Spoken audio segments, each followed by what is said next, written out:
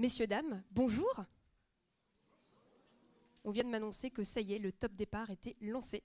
Je me présente, je suis Caroline. Je suis tout simplement votre maître de cérémonie pour ce début de séminaire. Nous sommes ravis, au nom de toute l'Association française des fundraisers, de vous accueillir à ce 17e séminaire francophone de la collecte de fonds. Et rien que parce qu'on est là, je pense qu'on peut s'applaudir chaleureusement tous.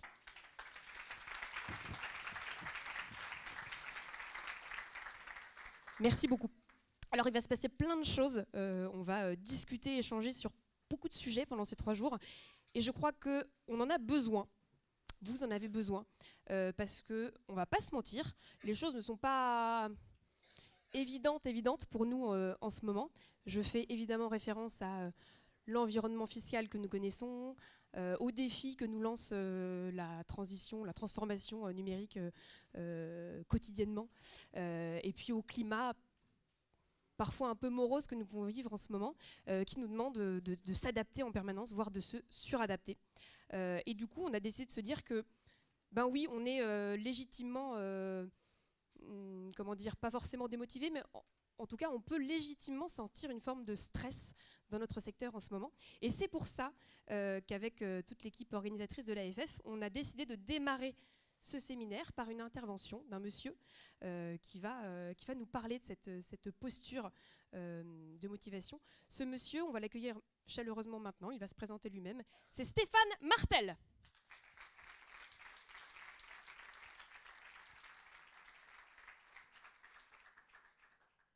Stéphane, je crois que vous avez un micro serre-tête. Oui.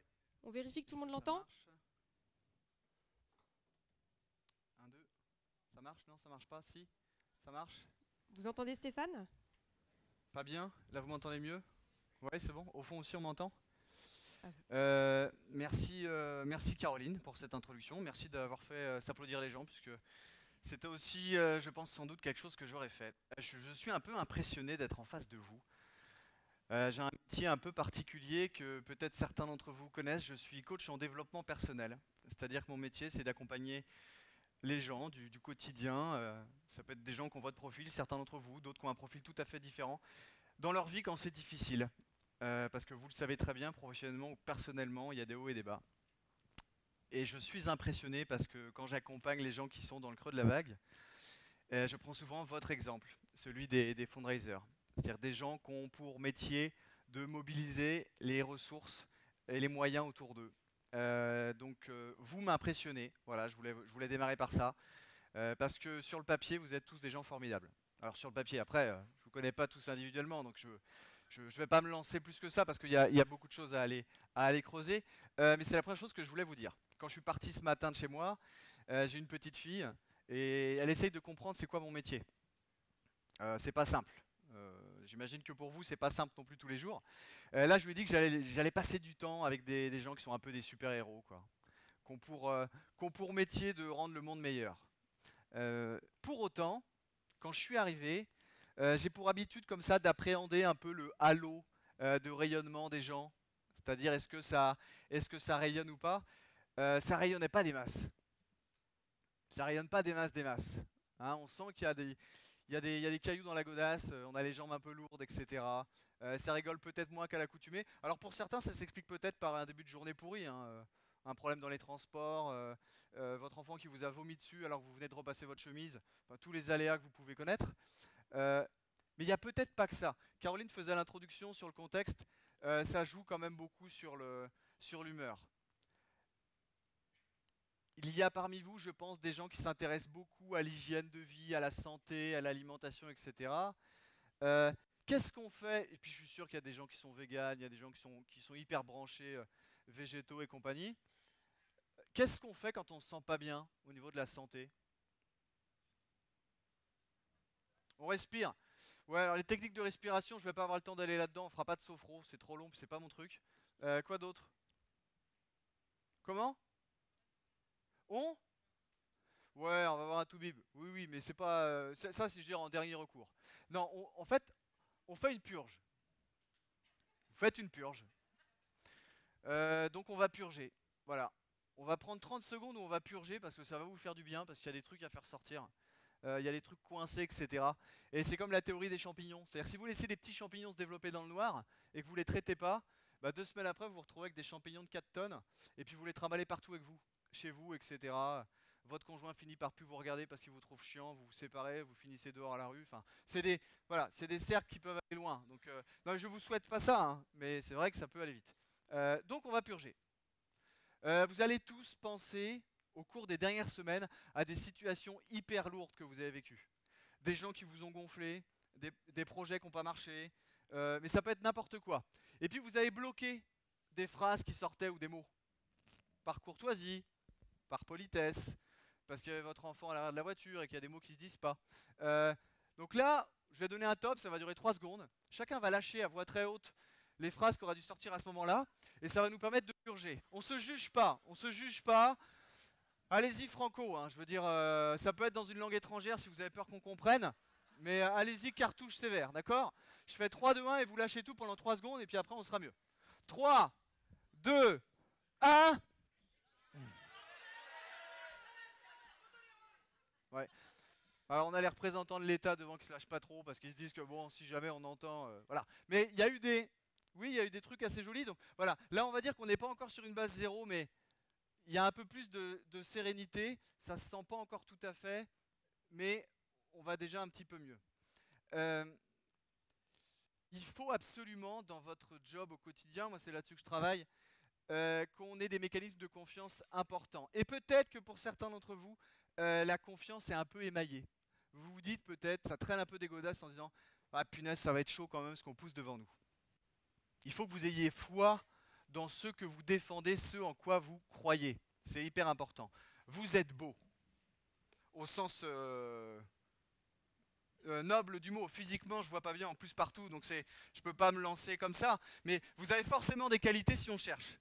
Si on fait l'effort de creuser un peu, chez tout le monde, il y a au moins quelques qualités. Donc vous allez vous lever, tous, levez-vous.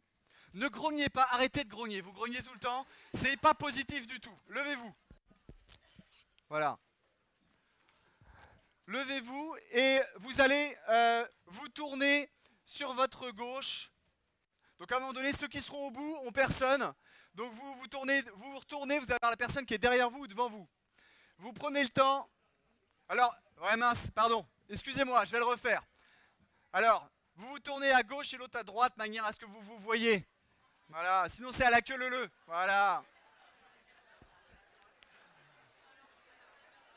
Ne soyez pas perturbés. S'il vous plaît, écoutez-moi, ne soyez pas perturbés. Forcément, on parle parce qu'on peut être gêné de se retrouver face à face avec quelqu'un qui nous est inconnu. Prenez le temps de vous regarder pendant, s'il vous plaît, l'écoute est la première marche vers la confiance. Prenez le temps de vous regarder 3 secondes, s'il vous plaît. S'il vous plaît, j'ai besoin que ce soit dans le silence. S'il vous plaît. S'il vous plaît, voilà, un peu de calme. Résistez à la tentation de blablater, faites face à ça. Vous parlez trop la plupart du temps, voilà.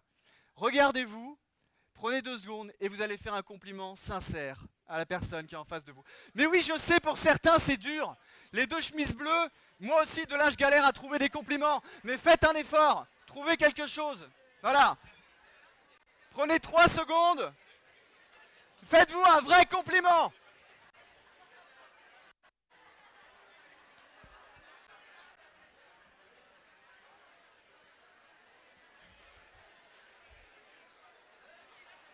Ça marche, merci. Merci, asseyez-vous. Bon.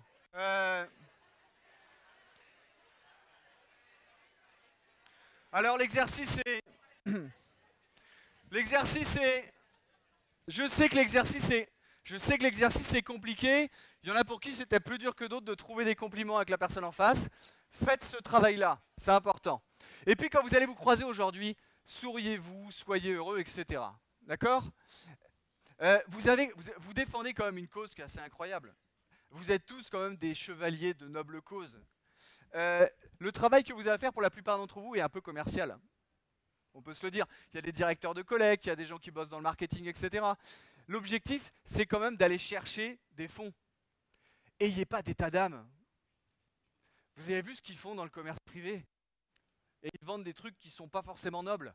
Vous défendez des causes qui sont les plus nobles, donc allez-y franco, quoi. Je veux vais pas dire que tous les coups sont permis, parce que j'ai pas le droit, je pense. Mais sachez que toutes les techniques sont permises. Donc la posture physique est importante, c'est-à-dire que y a plein d'ateliers super là, de stratégie de marque, stratégie digitale cet après-midi, demain, etc. C'est top.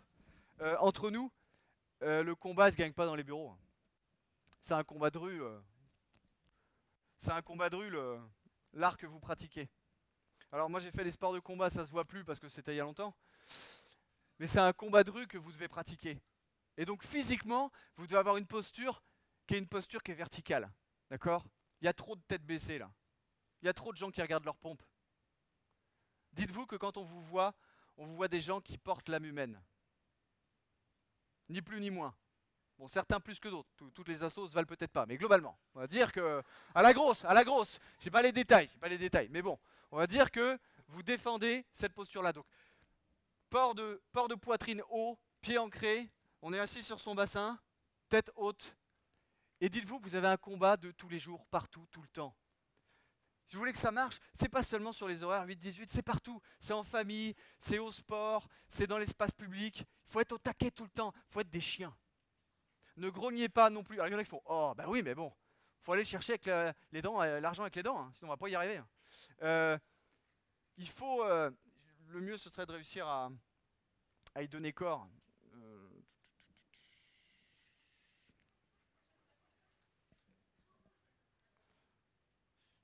Monsieur, là, avec sur le côté. Ouais. Ça tombe tout le temps sur quelqu'un, venez. Venez, ouais, montez par le côté. Non, par là, je pense.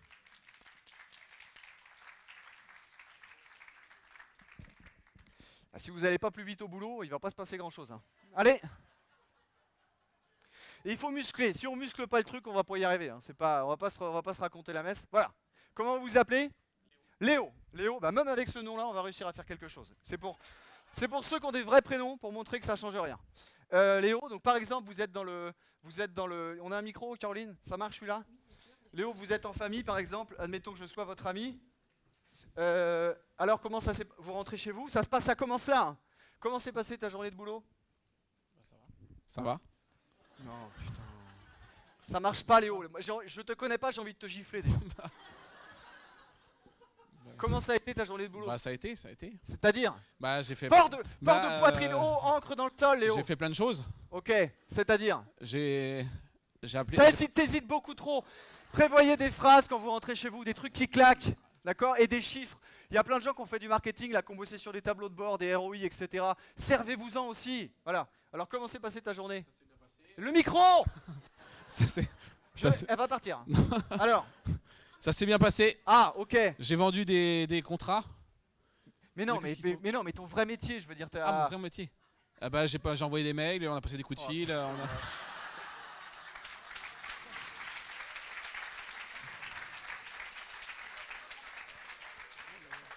Alors on choisit au pif, donc forcément on tombe pas sur des flèches non plus. J'ai tapé devant parce que je pensais que c'était les plus érudits, mais non. Alors admettons, on change. Je suis un ami à toi au barbecue. Ouais. Essaye de me brancher sur ce que tu fais pour que je te donne de l'argent. Ouais. Dis donc, t'aurais pas de l'argent à me donner? Mais non, mais c'est pas... T'as la chance que c'est pas un pic à brochette, parce que je t'assure que... Mais non, mais parce que c'est pas... Non. Ouais, je veux bien. En tout cas, je plus musclé, Léo. Ah oui, mais je fais ce que je peux. Léo, dis-toi, c'est quoi ton métier? Mon métier? Oui. Mon vrai métier? Oui. Mon vrai métier, c'est comédien. Non. Non. Tu es un gardien de l'humanité. Non, peut-être pas. Si, tu es un gardien de l'humanité. Un gardien de l'humanité. Voilà, dis-le fort. Je suis un gardien de l'humanité. Je suis un gardien de l'humanité! Voilà.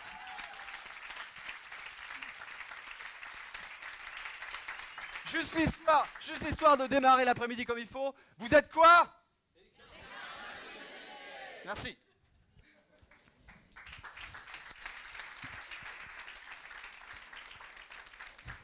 Merci beaucoup. Merci beaucoup. Un triomphe, s'il vous plaît, pour Frédéric Le Néant. et Léo Boulet. Bon bah voilà, vous l'avez compris, il n'était pas du tout coach en développement personnel, c'était un comédien improvisateur de la belle boîte que vous aurez le plaisir de retrouver pour une surprise en fin de journée. En tout cas c'est chouette parce que ça permet de poser le constat que on a besoin de se ressourcer pendant ces 3 jours, eu égard à tout ce qu'on vient de se dire. Et c'est justement l'ambition de l'AFF. Donc je vais les laisser introduire cette journée. Je vais accueillir 2 femmes, respectivement membre du conseil d'administration de l'AFF et directrice générale adjointe d'UNICEF France. Et puis la directrice de l'AFF, Anne Avril et Yaël Aferia. Bonjour à tous. Anne, Ça va être dur d'enchaîner après ça, hein. Alors, vous l'avez compris, ce séminaire, on a voulu qu'il soit un peu anti-dépression. On ne se prend pas au sérieux, mais malgré tout, vous allez voir qu'il y aura du sérieux pendant toutes ces sessions, ateliers. Et j'espère que ce matin au masterclass, vous avez appris plein de choses déjà. Mais l'idée, c'est quand même que vous repartiez à la fois avec plein de connaissances et puis la banane, et que ce ne soit pas plombé par tout ce qu'on voit en ce moment. On a vu hier donc l'article de Pierre Siquier dans le Huffington Post qui alerte sur la situation, on le sait, qui est très préoccupante pour les fondations avec la fin de l'ISF et l'IFI dont la collecte est pas très glorieuse pour beaucoup de fondations. Donc on est très inquiet. Le secteur est très inquiet. Mais on est là pour un séminaire unique. Bonjour à tous. Il marche pas ? Allô. Oui, c'est Bonjour bon. à tous.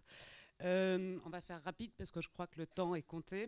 Alors déjà, je pense qu'il y a très peu de professions où on peut se rencontrer comme ça, entre confrères, entre pairs, mais aussi concurrents.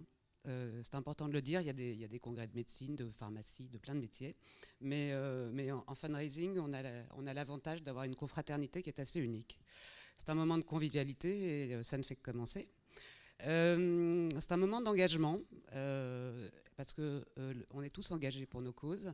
Mais je voudrais aussi et particulièrement remercier et saluer les bénévoles, les membres qui sont là et qui travaillent dans l'ombre pour que ce moment soit réussi. Merci à eux. Et c'est un moment de diversité. Vous pouvez les applaudir.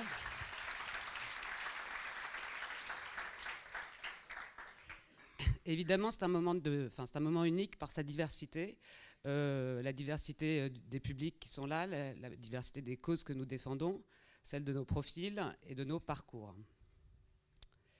Donc, pourquoi je viens et pourquoi je demande à mes collaborateurs de venir depuis de longues années, c'est pour plusieurs raisons. La première, c'est pour apprendre. J'apprends toujours en ce qui me concerne. Et il faut rappeler que c'est un moment de formation avant tout. Mais c'est un moment de formation un peu particulier parce que c'est surtout à base d'expérience et de vécu, parce que notre profession, elle est avant tout empirique. Et en ce moment, on va réapprendre notre profession, enfin dans les années à venir. C'est un moment pour réseauter. On sait à quel point c'est important dans nos carrières, dans l'évolution de nos carrières, pour approcher ici des grands de la profession, des futurs grands, des un peu moins grands aussi, des anciens coéquipiers et puis aussi détecter de futurs talents. J'ai recruté moi beaucoup de personnes que j'ai rencontrées ici. Et enfin, et sans doute le plus important, c'est de transmettre. Ce sont souvent des années d'échange, des années d'expérience qui sont partagées, beaucoup de succès, pas mal d'échecs aussi. Et c'est surtout pour ceux qui interviennent l'occasion de sortir de notre routine, de notre quotidien, pour prendre un peu de recul et un peu de distance et s'interroger sur nos professions. Et transmettre donc à des plus jeunes. Et enfin, c'est un moment pour échanger, pour stimuler sa curiosité, pour questionner et aussi pour découvrir d'autres causes qu'on n'a pas toujours l'occasion ou le temps pour lesquelles on n'a pas le temps de s'ouvrir. Voilà. Et je voudrais terminer par une phrase que j'ai découverte hier et qui s'applique particulièrement à notre profession, qui est, je pense, originellement plutôt pour les métiers de la publicité. Hire for attitude, train for skills. Voilà. Merci Anne. C'est donc un séminaire pensé pour vous par tout ce beau monde, ce comité de pilotage qui a planché pour monter ce séminaire qui, j'espère, va vous plaire. Donc, je vous demande de les applaudir. On espère que vous allez y trouver plein d'inspiration pour innover. On en a besoin aujourd'hui d'innover. On a un angle très autour des nouvelles générations, mais on se rend compte à chaque fois que dans ce séminaire qu'il y a beaucoup de nouvelles têtes. J'aimerais voir qui parmi vous est là pour la première fois. Est-ce que vous pouvez lever la main? Toujours assez impressionnant, donc beaucoup de nouvelles générations de fundraisers. Merci d'être là. Merci aussi aux anciens de revenir. Alors, on va remercier tous nos partenaires Opening, partenaire principal, partenaire or Edis et Talk, partenaire argent Eudonet et Maxima. Partenaire networking GiveExpert, partenaire apéro quiz, très important, Adresse Compagnie, partenaire convivialité Hello Asso et partenaire thé à la menthe ADM Value. Également très important. Très important. Thé à la menthe et corne de gazelle. Et corne de gazelle, j'allais le dire. Partenaire bronze, Adfinitas, BNC Technologies, Care2, la suite interactive Dona, Connexence, ECD, EuroTVS, Factarif, Faircom, Innover, LifePay, Mesopinions.com, More, Octos, OneHeart, PN Manager, Publicis Technologies et la Smart Agence. S'il y a encore des fundraisers dans la salle avec tous ces partenaires. Si, il y en a plein. Et on finit par nos partenaires médias, Car News, Juris Association, OneHeart et, alors je ne vais pas y arriver, Sociality.com. Yes. Merci beaucoup. Je reprends le micro. On peut les applaudir. Anne et Yael. Et puis on n'a pas tous et toutes un anglais absolument parfait, alors excusez-nous, et moi la première.